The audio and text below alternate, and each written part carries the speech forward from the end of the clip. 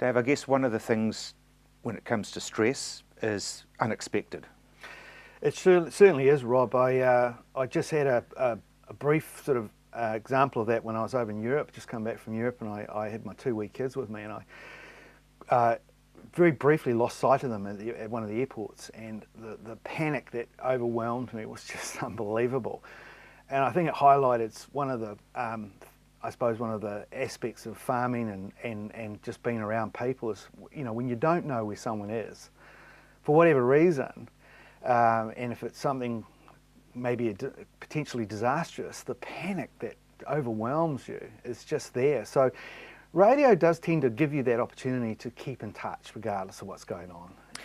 The imagination is very, very strong too. I mean, if somebody's half an hour late coming back, you start thinking the worst. Absolutely. Look, we all have that voice inside our heads. It's constantly chatting away to us. It doesn't stop. And of course, something doesn't happen, the old mind starts saying, well, what's happened? Why isn't he here? Why isn't that happening? And of course, you create your own stories. So the simplest way to get through that is to be able to talk to that person, say, hey, where are you? Or what do you mean? Or, you know, ask the questions. Because invariably, the person who's busily poking some sheep back into a paddock that they got out of because they're Perendales or whatever, I shouldn't have said that, should I? But, you know, I mean, that's time consuming. Sure. Absolutely, and look, time is so important on the farm. Minimising the costs, but just keeping in touch with people. It just takes away all that stress, the unknown, and that's a really important part of modern business. To be honest, it's not just farming; it's manufacturing and so on. I was on a farm recently that used cell phones. And I would suggest that the guy that I was with probably made about 11 phone calls to his 2 sons, all received the same number. Yeah, that's right. And unfortunately, the dynamics of cellular, look, they're good in the city if you're wanting to talk to your mates or talk to other businesses, sure. But, you know, there's nothing worse when you're trying to get hold of someone for whatever reason, and it might be something very serious, or what time are we meeting for coffee? And you get high. That can be serious. Well, that's exactly. I've had many panicking moments, but that old chestnut, hi, you've reached Rob. I can't come to the phone right now. It's so frustrating because you want to get that answer, and that's where radio hits the straps. You push the button and you go, hey Rob, where are you?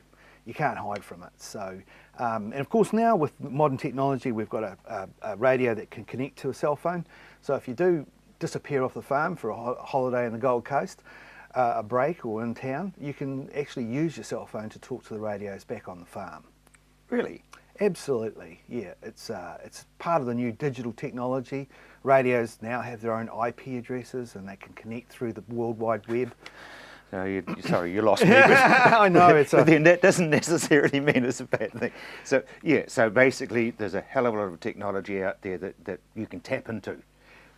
Look, it's getting, every day we're seeing new advancements. We have a new technology called wave technology, which allows the cell phone to connect to the radio, as I said, regardless of wherever you are. Greece, surfers, Rangiora, doesn't matter. You can use that cell phone to talk to your radios and vice versa. So that allows the farmer or the farm partner to get out and do other business and still maintain a bit of contact with the farm if they need that. Or take the radio with you. We have a lot of farmers who take radios into town in their trucks and have them in their trucks. So it just means that you're not having that stress of not knowing what's going on and that little voice telling you that something bad's happening. Yeah, because I heard a crash, I thought. Yeah, well, look, you know, I mean, you know, we've got fires, danger in the summertime, we've got floods in the winter and so on. We've got all sorts of things going on, but just keeping in touch and saying, look, did you ask me to pick that up from farmlands, or did you ask me to pick that up? You know, just keeping those lines of communication open. And I think at the end of the day, that's the key. Communication, stopping all those stories and those preconceptions going on. You can just get right to the core of the question. Because, you know, you think of something like some of the farm tracks that I've been taking over I know. You know, Wow. Gee, religions get very close to mine. Yes, exactly. You start doing the sign of the cross and all sorts of things. Look, yeah, there's a lot of that goes on, especially up in the back country, up around the Lake Coleridge. You know, we've stuck a great repeater system up at Mount Algeta Station a while ago, and that's just saved them so much time, and the safety factor's gone to another level. They're just so happy that they can now talk to each other on such a beautiful but very potentially dangerous station in the high country, and that applies to any station in New Zealand. You know, just knowing that if something did go wrong, you can get on that radio. A few years ago, you know, they were sort of fashionable and everybody had one, but that was before new technology. But obviously radios have kept up with their technology. Yeah, Motorola worldwide is, for those that don't know, they invented the cell phone. So they have a lot of intellectual property going way back to when they first developed the cellular technology. And of course they were the first to invent the radio. First broadcast from the moon was on a Motorola radio. So they own a lot of stuff. The range is pretty good then. Yes, it's right. Have you seen anyone up there? But the thing about Motorola is that they're now converging. So what we're seeing now is a convergence of cellular to radio, radio to cellular. So Motorola are combining that. So now you've got the convenience of having a radio, or push the button and talk, and a mobile device as well. So how do you pick up your radio on a cell phone? Does it ring or something? Yeah, it rings, and I mean, for example, if you've got a radio, this is a little Motorola radio. You might have that over here, and you open up the little application on your cell phone, and hit that just like a push to talk on a radio, and you go, "Hey Rob, are you there?" And it goes through the internet and through our gateway, which we have around New Zealand, and boom, it hits the radio. So the radio now can talk back to the cell phone. So you're not restricted to having just radio to radio. You can merge them or combine them. And of course, if you have a number of employees, say 5 to 10, 20, 100 employees, the app will actually bring up all of your employees, and you can just push which employee you want to talk to. So you don't have to have everyone listening if you don't want to.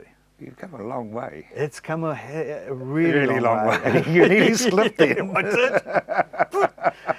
And of course, the neat thing is with a cell phone is you can actually look at our website, ontheland.co.nz, and then you can talk to somebody on the radio and say, hey, listen, when you get home, you've got to look at that. Absolutely, yeah, look, it's multifaceted, and it's the beautiful thing about technology. It's not all bad. You know, my kids love playing on my cell phone, they love playing games and that, but you know, at the end of the day, it's a work tool, and it's designed to save me money and save me time, and I do use it for that. And of course the radio, that's the purest form, because I only have to push one button and talk to whoever people I want to talk to. If you look at CIAL, Christchurch International Airport, they've deployed some of the most advanced Motorola systems in the world, and we're very proud to be able to say, you know, to go out there and show the digital network working. It's seamless, it keeps everyone in contact, and you can well imagine there's many employees out there who need to be talking to each other. So going back to drama, you used it for the earthquakes in your family. Yes, I did. Look, after the big one, February, it was my first thought was panic. How are my children? How's my wife? I live out at North Canterbury.